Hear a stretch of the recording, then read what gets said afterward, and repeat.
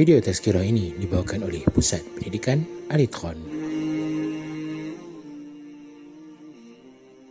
Alhamdulillah tuan-tuan, berjumpa lagi kita dalam slot tazkirah Ramadan yang mana pada hari ini kita akan bincangkan tentang kemusykilan tentang salat tarawih. Baik, seperti mana yang kita tahu musim PKP ni tuan-tuan, kita dinasihatkan untuk kita bersolat tarawih secara berjemaah di rumah dan tidak lagi di masjid-masjid ataupun di surau-surau. Jadi tuan-tuan, perkara ini menimbulkan pelbagai persoalan daripada banyak pihak, terutamanya di media sosial lah seperti Facebook, Twitter dan sebagainya. Dan antara soalan yang masyhur atau diperkatakan iaitu adalah tentang hukum solat tarawih pada pukul 4 pagi. Untuk menjawab persoalan tentang waktu pelaksanaan solat tarawih dalam kitab Mawsu'ah Al-Kuwaitiyah, yang mana dalam kitab itu menyebut pandangan jumhur ulama berpendapat waktu untuk melaksanakan solat sunat tarawih yakni pada selepas solat fardu asya sebelum solat sunat witir sehinggalah terbitnya fajar sidik yakni solat subuh. Maka terjawablah di sini, buatlah waktu mana pun selagi mana ianya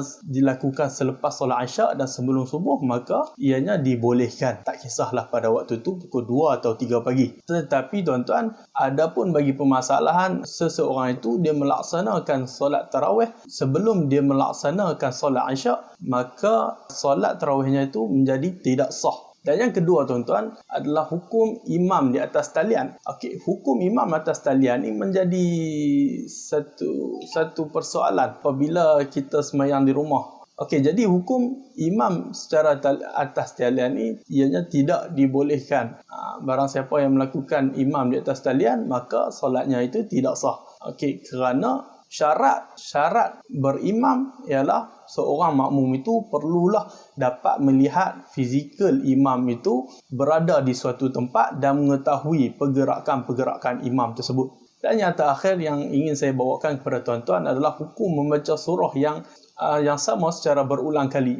Pada asasnya bacaan surah lain selepas daripada bacaan Al-Fatihah hukumnya adalah sunat walaupun pendek. Bagi menjawab soalan ini, dalam sebuah hadis diriwayatkan daripada Mu'adz bin Abdullah Al-Junaini bahawa seorang lelaki daripada Juhainah mengkhabarkan kepadanya bahawa dia mendengar Nabi SAW membaca di dalam salat subuh iza zulzilatil ardu zilzalaha pada kedua-dua rakaat. Aku tidak tahu sama ada Nabi sengaja membacanya ataupun Nabi terlupa di dalam kedua-dua rakaat tersebut. Berdasarkan hadis ni tuan-tuan, maka dibolehkan dan harus untuk kita mengulang surah yang sama pada setiap rakaat. Tetapi adalah lebih afdal sekiranya kita membaca surah-surah yang berlainan. Jadi tuan-tuan, jelaslah kita tentang sedikit sebanyak tentang kemusykilan tentang salat tarawih ini. Moga bermanfaat. Wallahu ta'ala a'lam. Assalamualaikum warahmatullahi wabarakatuh. Berwakaflah bersama kami, Pusat Pendidikan Al-Itqan.